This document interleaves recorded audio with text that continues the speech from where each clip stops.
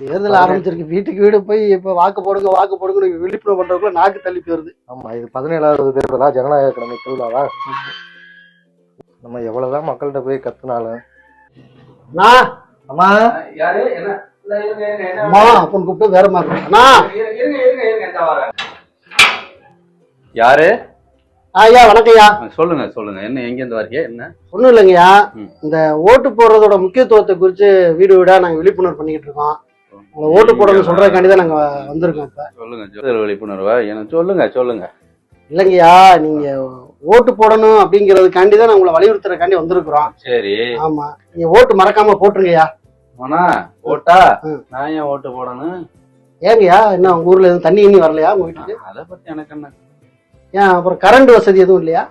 அது கிடக்குது, சொல்லுங்க. அப்ப ஊர்களுக்கு போறதுக்கு பஸ் வசதி அது கிடக்குது, அதான் நீங்க வந்திருப்பீல பாத்திருப்பீல. அப்புறம் என்னதான் ஓட்டு போட மாட்டேங்கிறீங்க? என்ன பிரச்சனை உங்களுக்கு? என்னவா, பக்கத்து வீட்டுல வந்து கொடுத்தாங்க, எய்த்த வீட்டுல உள்ள என் வீட்டு பக்கம் ஒரு 4 வரல, அவங்க ஓட்டு போடுவான். போங்க வீட்டுக்கு போங்க, அடிச்சு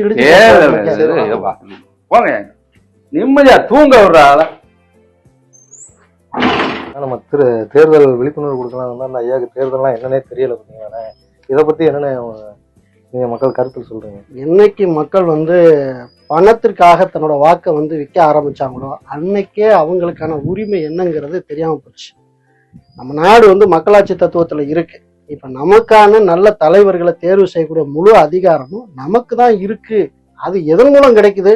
இந்த ஒற்றை விரல்ல செலுத்தக்கூடிய அந்த வாக்கு மூலம் தான் கிடைக்குது. அப்படிங்கிறது மக்களுக்கு புரியாத ஒரு புதிரா இருக்கு. நினைச்சுதான் ரொம்ப வேதனையா இருக்கு. அது ஒரு விரல் புரட்சி நினைச்சு. ஆமா, கண்டிப்பா. இப்போ சொல்லுங்க தலைவரே. பணம் எங்க இருக்க?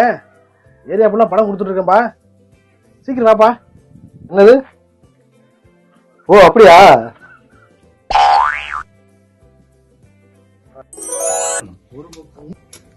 பணம் தராம எப்படியா ஓட்டு போடுறது? பார்த்துருக்காரு.